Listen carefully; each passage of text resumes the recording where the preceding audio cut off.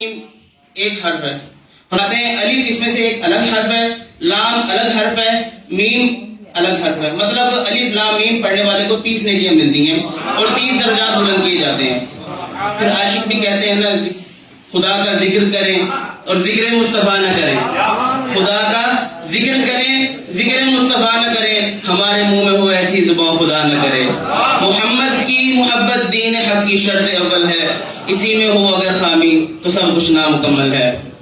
تو میں ذکر مصطفیٰ صلی اللہ تعالیٰ علیہ وسلم کے لیے دعوت دینا چاہوں گا جناب محمد نعیم شفیق صاحب کو کہ وہ آئیں اور بارگاہ رسالت مآب صلی اللہ تعالیٰ علیہ وسلم میں اپنی عقیدت کا نذرانہ پیش کریں.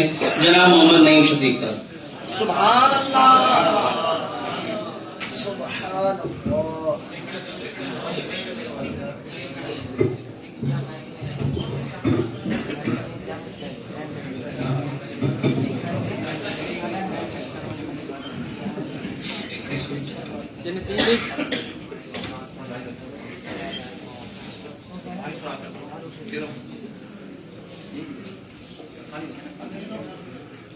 کیمرہ سیٹ کیمرہ کو چل رہا ہے کیمرہ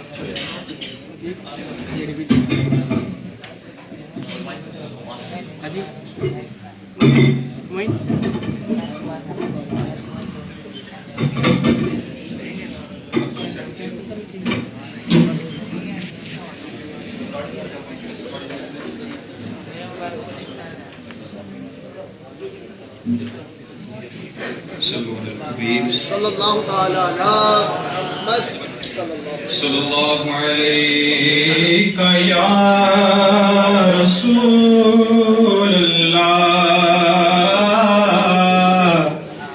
وسلم علیہ یا حبیب اللہ.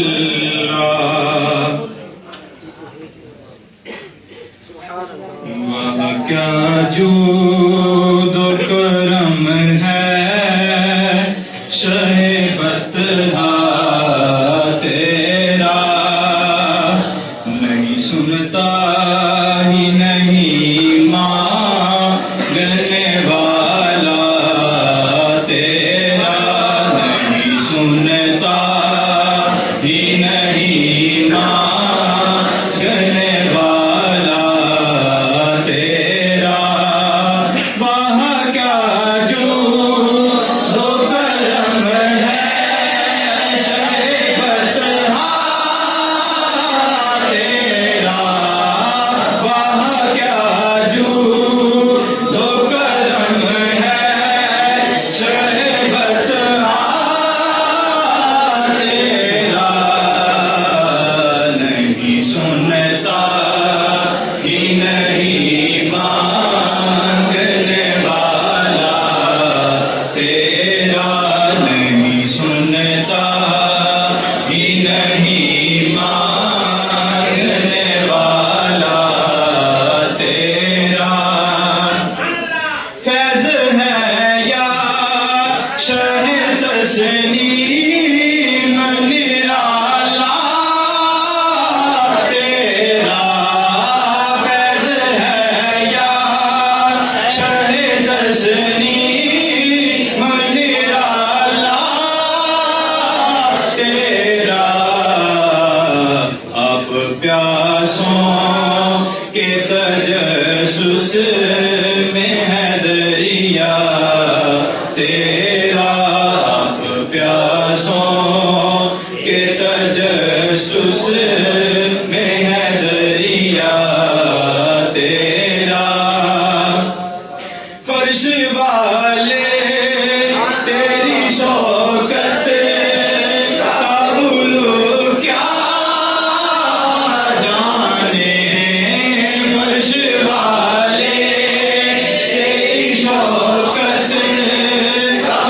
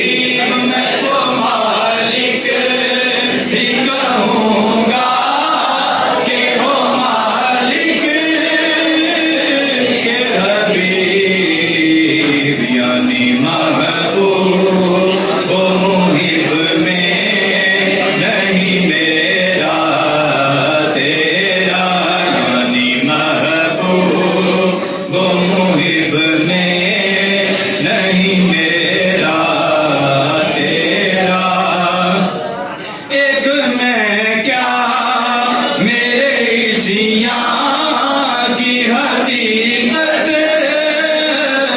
کتنی، ایک میں کیا میرے سیاں کی حقیقت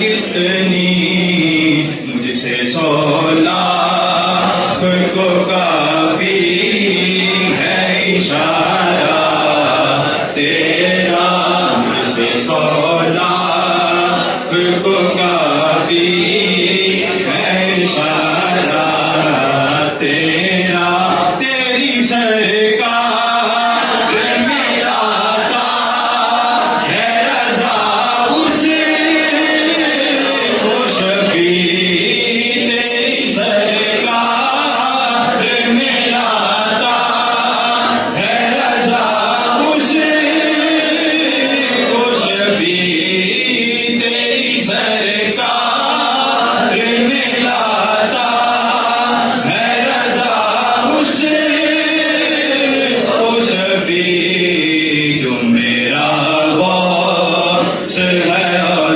لاڈلا بیٹا تیرا، جو میرا غوث ہے اور لاڈلا بیٹا تیرا، واہ کیا جود و کرم ہے شربت تیرا، نہیں سنتا ہی نہیں مانگنے والا تیرا۔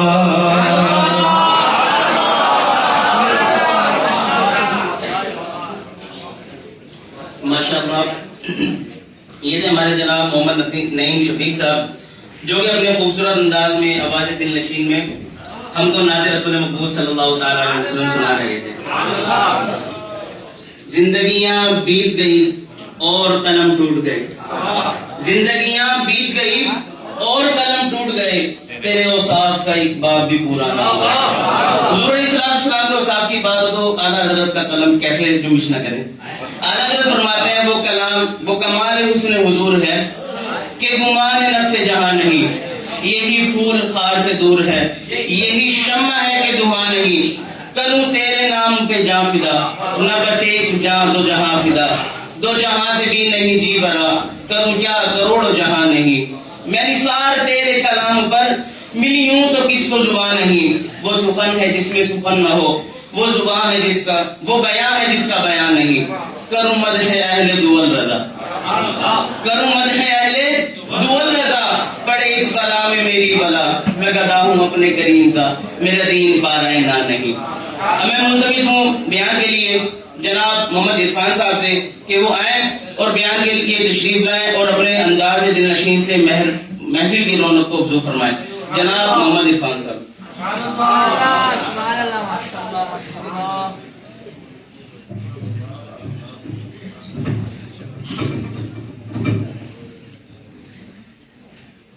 الحمدللہ رب العالمین، والصلاة والسلام علی سید الانبیاء والمرسلین، اما بعد، اعوذ باللہ من الشیطان الرجیم، بسم اللہ الرحمن الرحیم۔ قال اللہ تبارک و تعالی فی القرآن المجید والفرقان الحمید، والضحی واللیل اذا سجی، ما ودعک ربک وما قلی، آمنت باللہ صدق اللہ العظیم، وبلغنا رسوله النبي الكريم الأمين، ونحن على ذلك لمن الشاهدين والشاكرين، والحمد لله رب العالمين۔ قال النبي صلى الله تعالى عليه وآله وسلم: من صلى علي في اليوم 50 مرة صافحته يوم القيامة۔ اقبال کریم نے ارشاد فرمایا ہے کہ میرے امتیوں میں سے جو بھی کوئی امتی ہر روز میری ذات اقدس پر 50 مرتبہ درود پاک پڑھے گا، بروز قیامت میں اس شخص کے ساتھ مصافحہ فرماؤں گا۔ خشک شاخوں کو وہ تازہ گلاب دیتے ہیں، خشک شاخوں کو وہ تازہ گلاب دیتے ہیں، عہد پیری کو وہ پھر سے شباب دیتے ہیں۔ پڑھ لے درود غفلت نہ کر، خدا کی قسم وہ تیرے سلام کا ابھی جواب دیتے ہیں۔ صلو علی الحبیب محمد صلی اللہ علیہ وسلم. کچھ عرصہ کے لیے رسول کریم علیہ الصلوۃ والسلام کی ذات بابرکت پر جب وحی کا نزول بند ہو گیا تو کافروں کو ایک موقع مل گیا. انہوں نے پیارے آقا علیہ الصلوۃ والسلام کی ذات بابرکت پر تان زنی شروع کر دی. تو اللہ رب العزت نے ایک سورت کا نزول فرمایا کہ والضحیٰ واللیل اذا سجا. اے محبوب تیرے چمکتے ہوئے چہرے کی قسم، واللیل اذا سجا، اور تیری کالی کالی زلفوں کی قسم، ما ودعک ربک وما قلی، کہ تیرے رب نے تجھے اکیلا نہیں چھوڑا. سبحان اللہ. امام زرقانی نے اس سورت کے تحت ایک واقعہ کو نقل کیا ہے. وہ حدیث کی شکل میں انہوں نے واقعے کو نقل کیا. وہ فرماتے ہیں کہ مدنی دور تھا اور رسول کریم علیہ الصلوۃ والسلام کبھی کبھار صبح سویرے سیر کے لیے نکلتے تھے.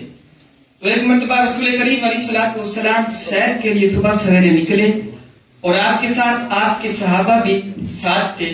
تو چلتے چلتے ایک جگہ پہ پہنچے کہ جہاں پہ ایک وفد طارق جو تھا انہوں نے ڈیرا لگایا ہوا تھا.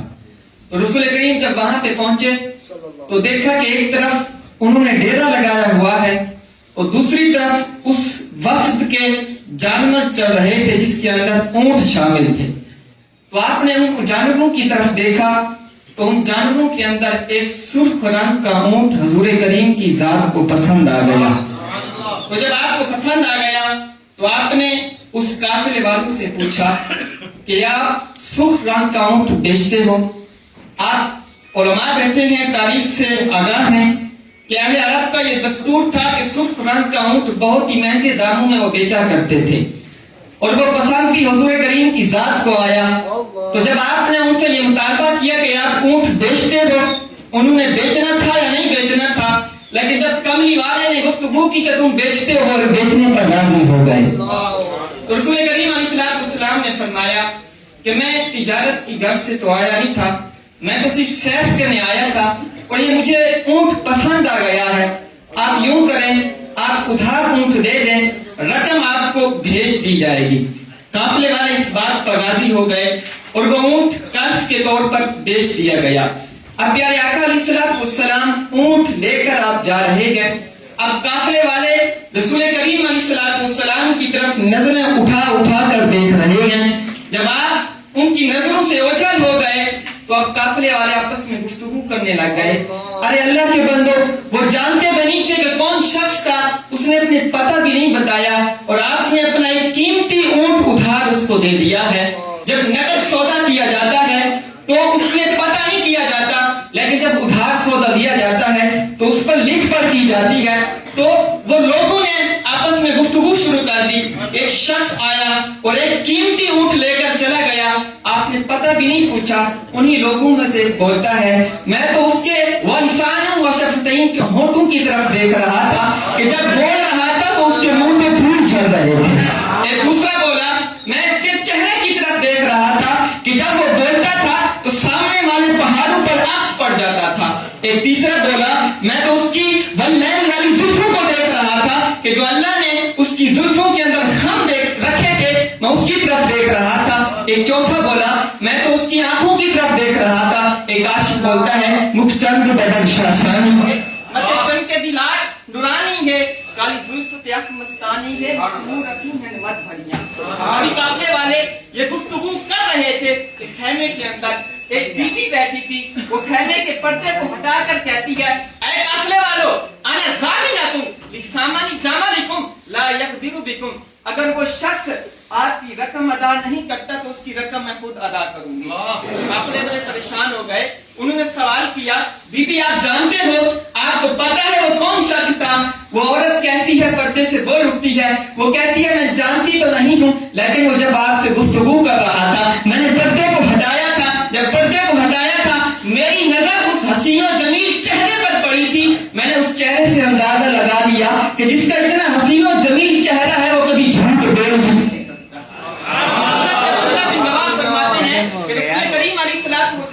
اگر لوگوں کو اسلام کی دعوت نہ بھی دیتے لیکن آپ کا چہرہ ہی اتنا حسین و जमील था कि लोग आपके चेहरे को देखकर कलमा पढ़ते हुए मुसलमान हो जाते हैं।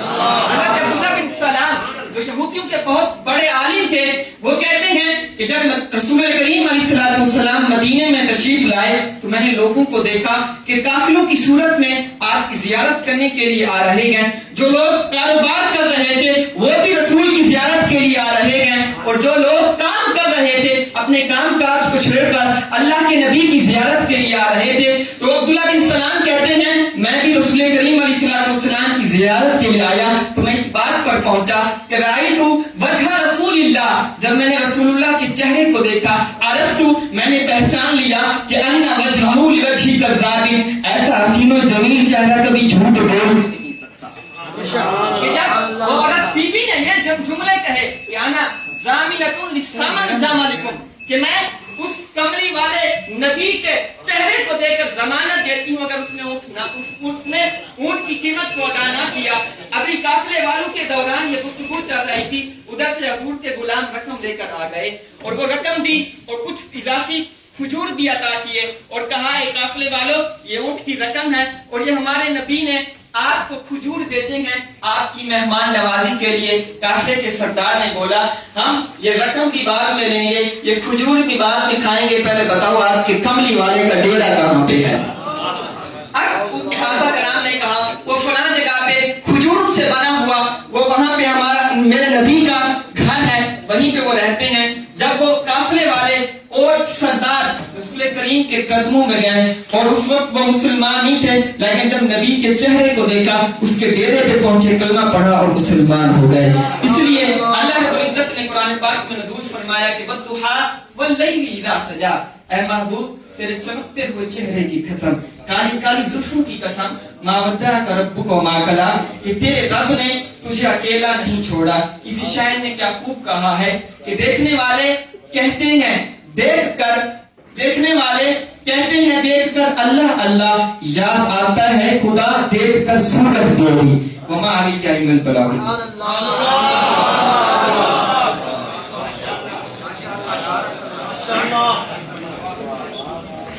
माशाअल्लाह अल्लामा इरफान साहब जो अपने मखसूस अंदाज में बहुत प्यारे खूबसूरत अंदाज में बयान फरमा रहे थे और हुजूर अलैहिस्सलाम के हुस्न की बात कर रहे थे। सुभान अल्लाह।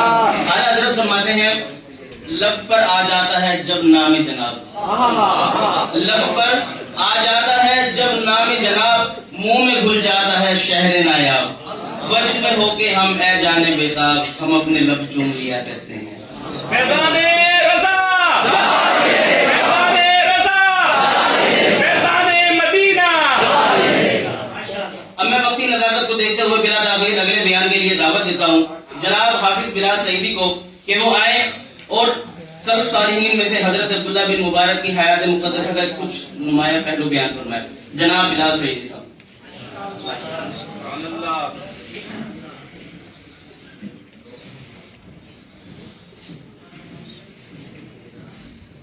अल्हम्दुलिल्लाहि रब्बिल आलमीन वस्सलातु वस्सलामु अला सय्यिदिल अंबिया'i वल मुरसलीन अम्मा बअद फ़अऊज़ु बिल्लाहि मिनश शैतानिर रजीम बिस्मिल्लाहिर रहमानिर रहीम और ये सलात व सलाम अलैका या रसूल अल्लाह,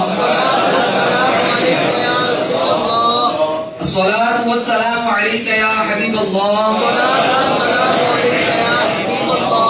सलात व सलाम अलैका या नबी अल्लाह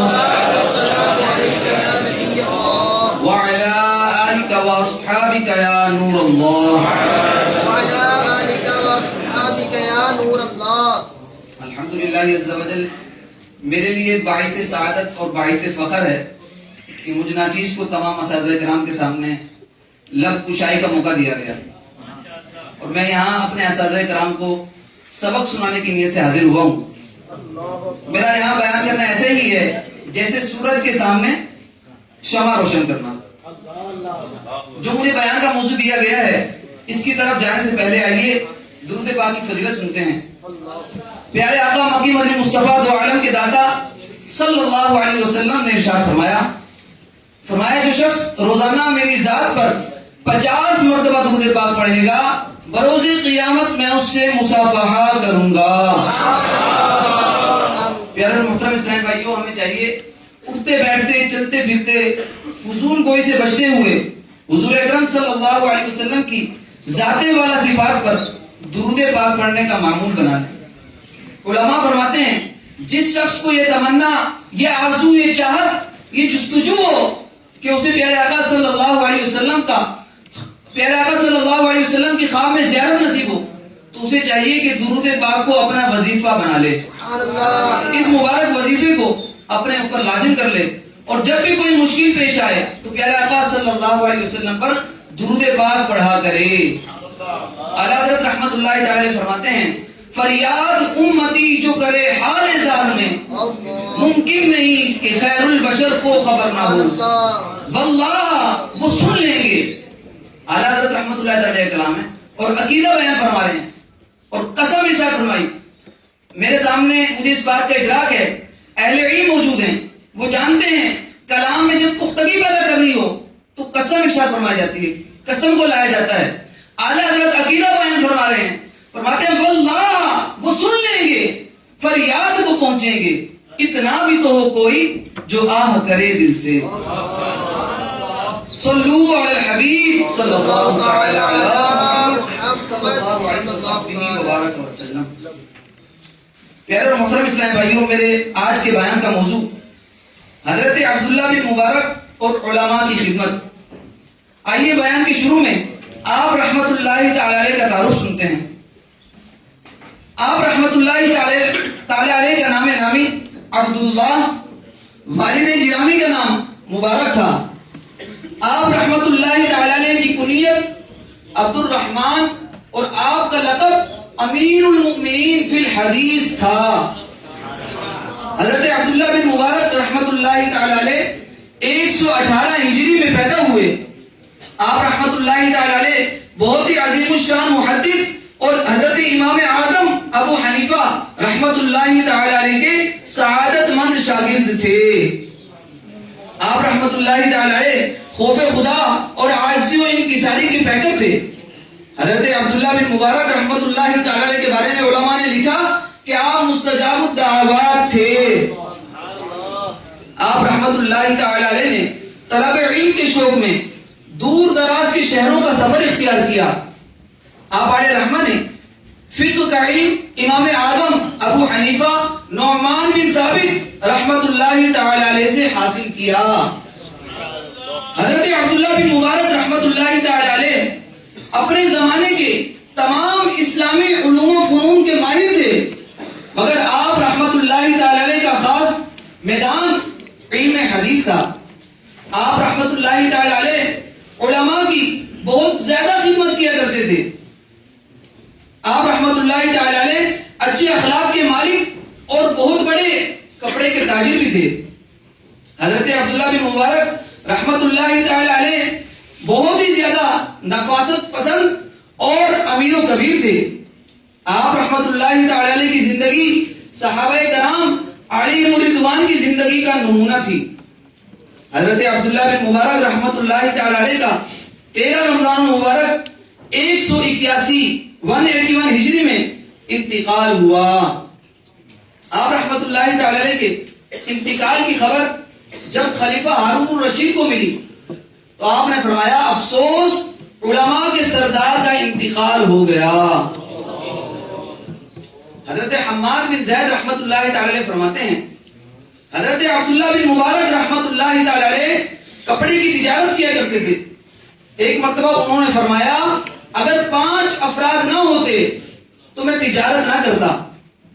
کسی نے ان سے عرض کی حضور وہ 5 افراد کون سے ہیں؟ تو ارشاد فرمایا حضرت سفیان ثوری، حضرت سفیان بن عیینہ، حضرت فضیل بن عیاض، حضرت محمد بن سماق اور حضرت ابن علیجہ رحمہ اللہ تعالی علیہم اجمعین۔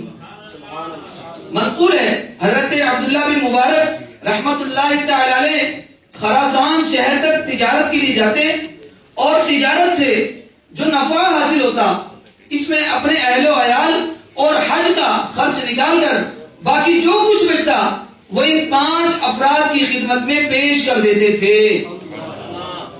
ایک بار حضرت سیدنا فضیل بن عیاض رحمت اللہ تعالی علیہ نے حضرت عبداللہ بن مبارک سے کہا آپ ہمیں تو زہد و تقویٰ اور دنیا سے بے رغبتی کی ترغیب دیتے ہیں اور خود خراسان سے مال و دولت اور مال تجارت مکے لے کر آتے ہیں.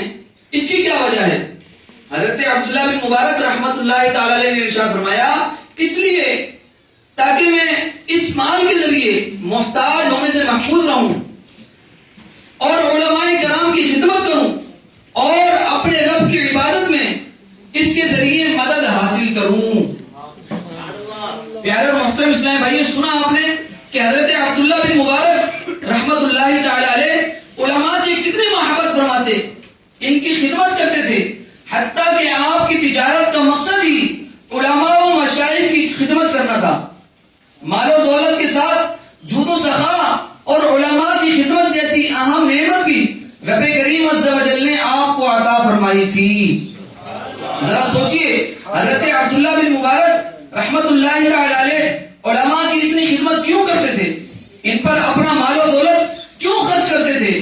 تو یقیناً یہ کہنا پڑے گا کہ حضرت عبداللہ بن مبارک رحمت اللہ تعالی علیہ علماء کے مقام و مرتبے اور معاشرے میں امت کے ان رہنماؤں کی ضرورت کو سمجھتے تھے اور اس بات سے بخوبی واقف تھے کہ گلشن اسلام کو آباد رکھنے میں ان علماء ہی کا کردار ہے، کیونکہ لوگوں کو دین اسلام کی طرف راغب کرنے والے یہ علماء ہی ہیں، عقائد کی حفاظت کرنے والے یہ علماء ہی ہیں، مسائل کا شرعی حل نکالنے والے یہ علماء ہی ہیں، لوگوں کو طہارت و نجاست کے مسائل بتانے والے یہ علماء ہی ہیں، پاکی و ناپاکی کا فرق سمجھانے والے علماء ہی ہیں، غسل، تیمم، کفن و دفن کے مسائل سکھانے والے یہ علماء ہی ہیں، حج و عمرہ کا طریقہ سکھانے والے یہ علماء ہی ہیں، ارے ہاں مدارس و جامعات چلانے والے یہ علماء ہی ہیں، جمعہ و عیدین پڑھانے والے یہ علماء ہی ہیں، رب کریم عز و جل کی معرفت کروانے والے یہ علماء ہی ہیں، اور اگر حقیقت پوچھیں تو حقیقی انسان بھی علماء ہی ہیں. ایک مرتبہ حضرت عبداللہ بن مبارک رحمت اللہ تعالی علیہ سے پوچھا گیا حضور انسان کون ہے؟ تو آپ رحمت اللہ تعالی علیہ نے ارشاد فرمایا علماء ہی انسان ہیں. آئیے مزید خدمت علماء کے متعلق سنتے اور اپنے دلوں کی راحت کا سامان کرتے ہیں. چنانچہ قیس بن ربیع کا بیان ہے کہ امام اعظم ابو حنیفہ نعمان بن ثابت رحمت اللہ تعالی علیہ بغداد شریف سے بہت سا مال خرید کر کوفے میں لایا کرتے اور اسے بازار میں بیچتے تھے، اور اس سے جو منافع حاصل ہوتا تو آپ رحمت اللہ تعالی علیہ اپنے مشائخ کے لیے ضروریات زندگی خرید کر ان کے ہاں پہنچاتے. جو رقم بچ جاتی آپ علماء کرام کو نقد دے دیا کرتے تاکہ وہ اپنی ضروریات پورا کر سکیں، اور ساتھ ہی یہ پیغام بھی بھیجتے میں نے اپنی طرف سے کچھ نہیں بھیجا، یہ سب اللہ پاک عز و جل نے آپ کے لیے نفع عطا فرمایا ہے، اور میری تجارتی زندگی میں جس قدر منافع ہے اس میں آپ حضرات کا حصہ بھی ہے. آئیے مزید سنتے ہیں حضرت عمر بن عبد العزیز رحمت اللہ تعالی علیہ نہ صرف خود زبردست عالم تھے بلکہ علم اور علماء کی قدردان بھی تھے اور ان کی خدمت بھی کرتے تھے. حضرت عمر بن عبد العزیز رحمت اللہ تعالی علیہ نے تدریس و اشاعت علم میں مشغول علماء کرام کے لیے بیت المال سے بھاری وظیفے مقرر کیے تاکہ یہ فکر معاج سے آزاد ہو سکیں. حضرت قاسم بن مخیرمہ رحمت اللہ تعالی علیہ یہ ایک محدث تھے جو نہایت تندرستی کی زندگی بسر کرتے تھے. جب وہ حضرت عمر بن عبد العزیز رحمت اللہ تعالی علیہ کے پاس آئے تو آپ نے ان کی جانب سے 90 دینار قرض ادا کیا، رہنے کا مکان اور ایک خادم دیا اور 60 دینار وظیفہ مقرر کر دیا تاکہ وہ یکسوئی کے ساتھ خدمت دین کر سکیں. اللہ اکبر. آئیے مزید ایک اور عادل حکمران کے بارے میں سنتے ہیں. سلطان اورنگزیب عالمگیر رحمت اللہ تعالی علیہ کے نام سے کون واقف نہیں؟ یہ بھی ایسی شخصیت ہیں جنہیں قدرت نے بے پناہ خصوصیات اور کمالات سے نوازا تھا. وہ عالم باعمل، پرہیزگار، تہجد گزار، علم دوست آدمی تھے، علماء دین کے قدردان اور ان سے خاص ربط و تعلق رکھتے تھے. سلطان عالمگیر رحمت اللہ تعالی علیہ قرآن و سنت پر عمل پیدا رہتے. آپ کے متعلق تاریخ ملتا ہے کہ آپ نے تخت نشین ہونے کے بعد قرآن کریم مکمل حفظ کیا. سلطان اورنگزیب عالمگیر رحمت اللہ تعالی علیہ کو حدیث رسول سے بھی معرفت کا شرف حاصل تھا. سلطان عالمگیر رحمت اللہ تعالی علیہ کو فقہ میں بھی کمال درجے کی مہارت تھی. آپ کے علم دوستی اور فقہ سے محبت کا منہ بولتا ثبوت فقہ حنفی کا مستند مجموعہ فتاوی عالمگیری ہے. اللہ عز و جل کی بارگاہ میں دعا ہے ہم سب کو علم اور علماء سے محبت اور بالخصوص اپنے اساتذہ کرام کا ادب اور ان کی خدمت کرنے کی سعادت اور توفیق نصیب فرمائے. آمین بجاہ النبی الامین صلی اللہ علیہ وسلم. ماشاء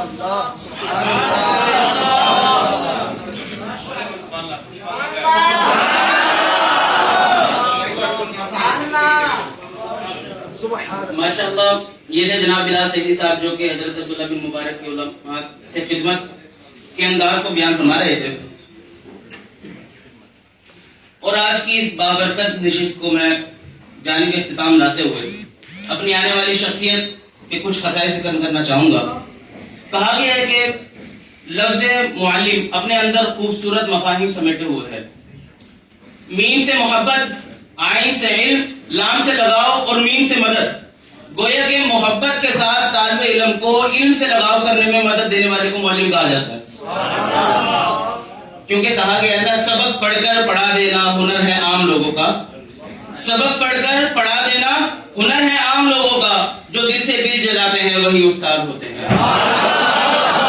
ہمارے والدین ہمیں عدم سے ہستی میں لائے اور یہ وہ ہیں کہ جنہوں نے ہمیں زمین سے آسمانوں تک کے سفر سکھائے. اور یہ وہ ہیں جو شاگردوں کے بنجر ذہن کو کھلیان بنا دیں، جو گمان کو یقین میں بدل دیں، جو پتھر کو تراش کر ہیرا بنا دیں، جن کی چشم بصیرت سے دل و نگاہ کو بصارت سے معمور کر دے، جو سوچوں کی شب تاریک کو روز روشن کی طرح عیاں کر دے، جن کے لہجے میں مٹھاس، نگاہوں میں شفقت، رویے میں پیار برستا ہے، جو اپنے ہاتھوں میں جگنو لیے شمع و قمر کی آنکھوں میں آنکھیں ڈال کر کہہ رہے ہیں یہ مہر تاباں سے جا کے کہہ دو، یہ مہر تاباں سے جا کے کہہ دو کہ اپنی کرنوں کو گن کے رکھے کہ میں اپنے صحرا کے ذرے ذرے کو خود چمکنا سکھا رہا ہوں. میں اپنے صحرا کے ذرے ذرے کو خود چمکنا سکھا رہا ہوں. میری مراد آج کے پورے سلسلے کی آن، ہمارے جامعہ کی شان، اس دارالحدیث کی خوبصورت منزل کی پہچان، ہمارے دلوں کی دھڑکن، ہمارے روح کا قرار، ہمارے علم و عمل کی سیرابی کا سرچشمہ جناب قبلہ و کعبہ حضرت علامہ استاد الحدیث استاد العلماء جناب غلام شبیر سیدی صاحب سے عرض کرتا ہوں کہ آپ اپنے مشفقانہ، مخلصانہ، ہمدردانہ انداز تکلم سے ہمیں واعظ و نصیحت فرمائیں.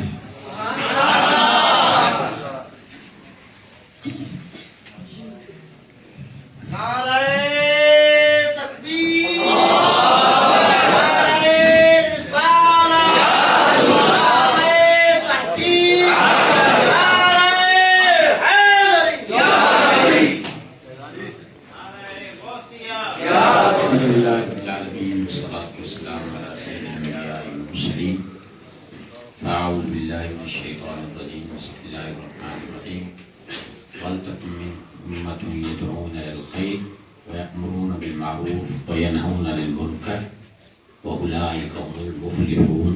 صدق الله العظيم. الصلاة والسلام عليك يا رسول الله. الصلاة والسلام عليك يا رسول الله. وعلى آلك وأصحابك يا حبيب الله. وعلى آلك وأصحابك يا حبيب الله. الصلاة والسلام عليك يا نور الله. الصلاة والسلام عليك يا نور الله. وعلى آلك وأصحابك يا محبوب رب العالمين. وعلى آلك وأصحابك يا محبوب رب العالمين. پیارے اور محترم اسلامی بھائیوں،